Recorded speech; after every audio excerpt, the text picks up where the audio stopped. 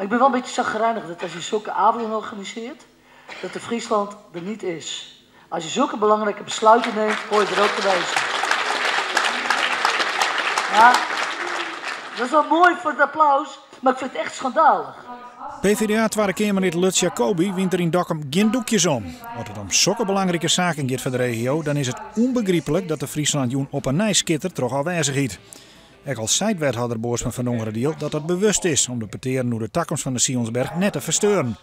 Hebben we geen boodschap aan, zeggen de inwoners van Dongeren. Ja, natuurlijk in die wijze moeten. Ze hebben nou de kans om jullie van deze zaal om hun standpunt even goed te verdedigen. Jacobi wies er mij klam op dat de Sionsberg volop de geerwerking ziekje maakt met omliggende ziekenhuizen. Om zo de overlevingskansen van de komende jaren te vergroten. Ik denk dat ze met oren ziekenhuizen, omdat ze het probleem hebben met die normstelling, hè, van als die beschikbaarheidsnormen hebben, financiën, ja, de faciliteiten in richting van elkaar, zulke dingen. Dat ze daar maar de oren ziekenhuizen misschien nog wel slimme constructies mee betekenen.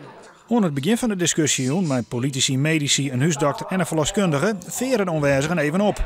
Van Takom hier is er van u Den Haag een lietse 4 miljoen garandeerd voor het Dokkumer ziekenhuis. Ja, dit is een beschikbaarheidstoelage, dus een toeslag voor Lietse ziekenhuizen. En het is ongeveer 3,7 miljoen, dus het is een protehield. Waarbij vooral specialisten, artsen en zulke dingen, al je extra kosten voor deze ziekenhuizen krijgen haalbaar en betaalbaar bloeien.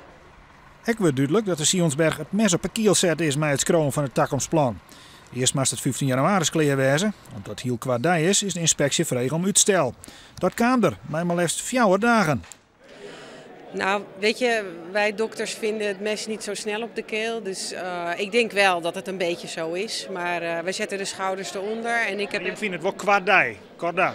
Ja, ik vind het wel kort dag. En ik kan me ook voorstellen dat er onderwerpen zijn waarvan we zeggen, dit is te kort dag. Daar hangt zoveel van af. Het plan moet er nu 9 januari lezen. Waarbij behoud van de acute zorg, geboorte- en ouderijnszorg in Dokkum essentieel is. Na de demonstratie van een paar weken geleden blijkt ook deze jongen dat de actie vrijwilligers grut is in de regio. Dat de Takkomsplan afsketten wordt en de Sionsberg alleen nog Takkom staat als veredelde polykliniek, dan gaat het echt los. Wij gaan naar Den Haag. Dan moet ze op Den Haag rekenen dat er minstens 10.000 tot 20.000 mensen komen hier uit het noorden. Want dat, zo? Ja, wat een Fries 1 keer in zijn huis zet, dat leidt er net los. Dat moet je op rekenen.